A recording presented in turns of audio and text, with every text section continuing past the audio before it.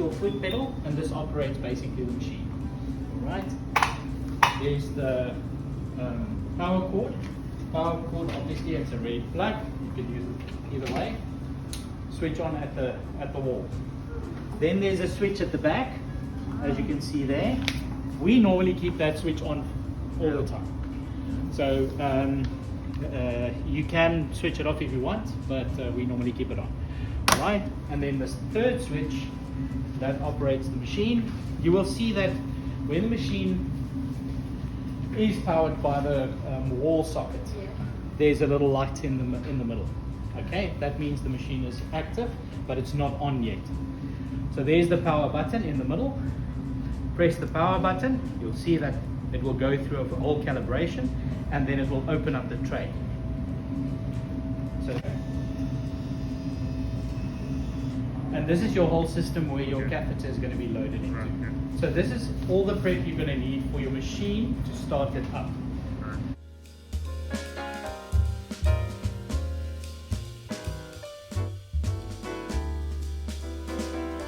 Now to prep for the catheter to be loaded. Always make sure that you have got a liter of saline and 5,000 units of heparin.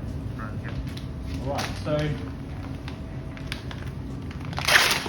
open up the saline, and these are the ears for the saline bags. Right, so when you only do mechanical thrombectomy, you're only going to use saline and heparin.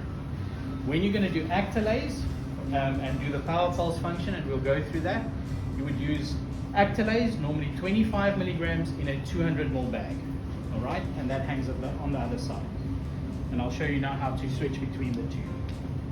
Right, that's the prep for the catheter. Now let's prep the catheter itself.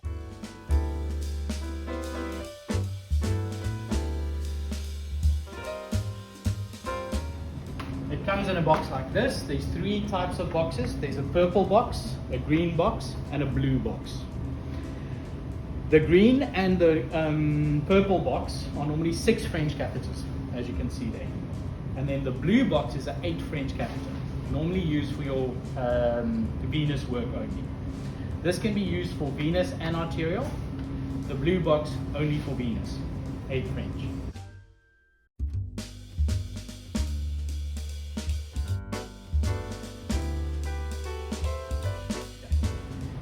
Normally comes with all the details. It gives you, as you can see here, 90 centimeters. The purple box is 120 centimeters. That's the only difference.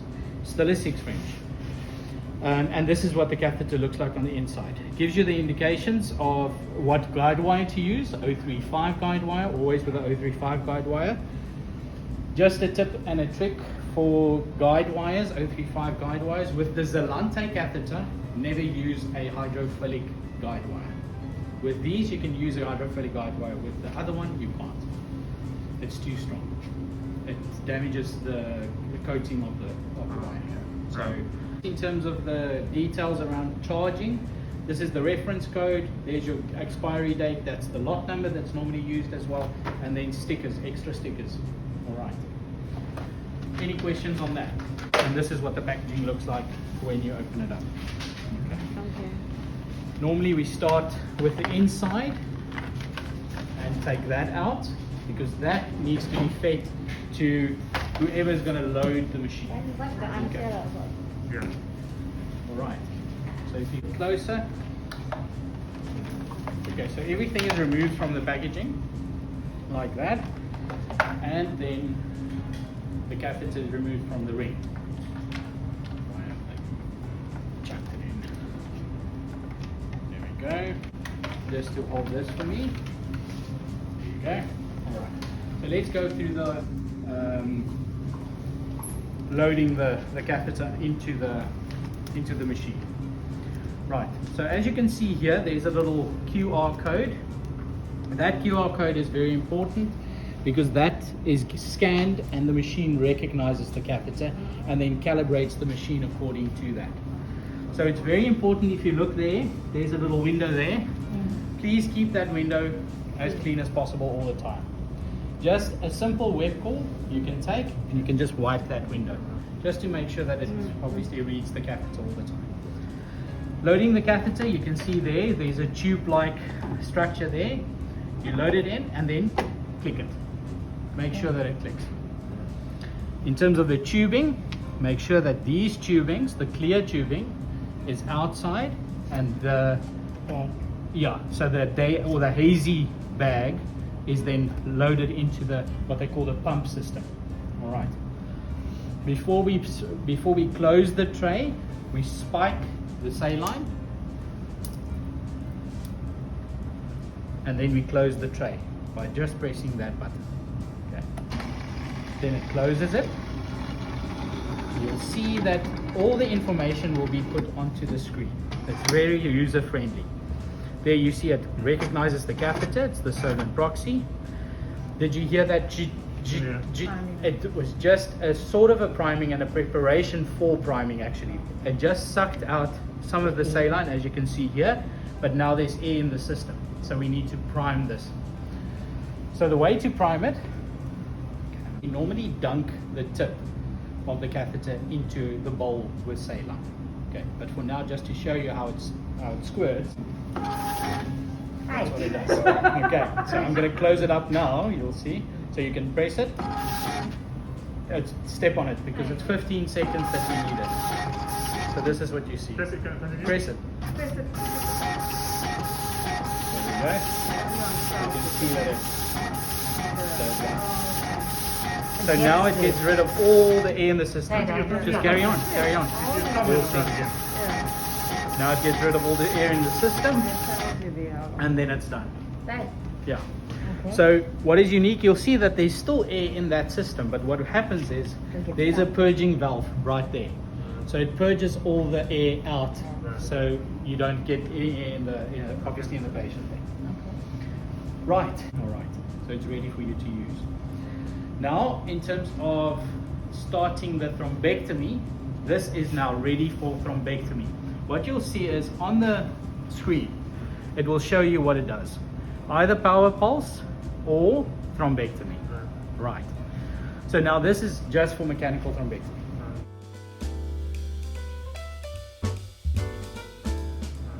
When you want to go then for the power pulse or the actylase that you want to inject, is a little rhyme that we all need to learn. Okay. It says catheter, catheter, yes, catheter. So please repeat after me. Catheter, catheter, yes, catheter. Now I'm going to show you what I mean with catheter, catheter, yes, catheter. All right. You'll see that button says catheter. Yeah. Okay, so obviously press it twice. Catheter. Then it says press catheter button for power pulse spray. Catheter. Enable power pulse spray. Yes. Yes. And catheter. Now it's in power pulse. So again, catheter, catheter, yes, catheter. And then it's in power pulse. As easy as that. Before you go catheter, catheter, yes, catheter, you obviously just plug it into the activator. So you're going to go back to mechanical? And you put it back to mechanical, so obviously take it out the actylase bag, put it into your saline, just one. Yeah. Alarm reset.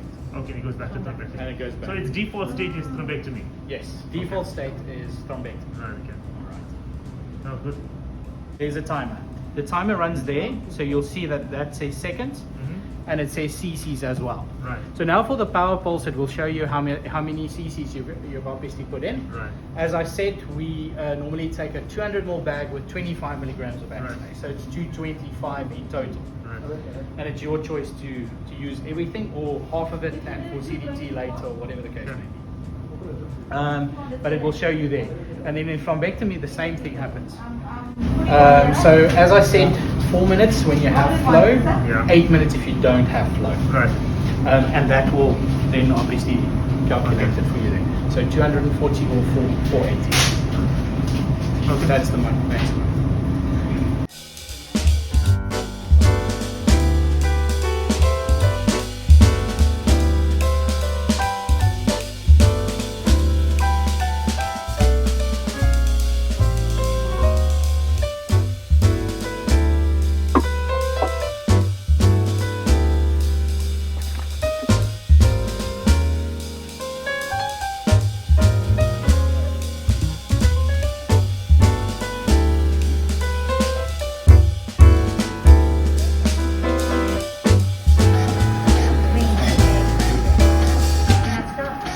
you can stop. So you can see that it actually cleared out the clot, Yeah. but also what happened, the volume stayed the same. Right. So it means that it's isovolumetric. So Right. that what you take out of the patient is replaced with saline.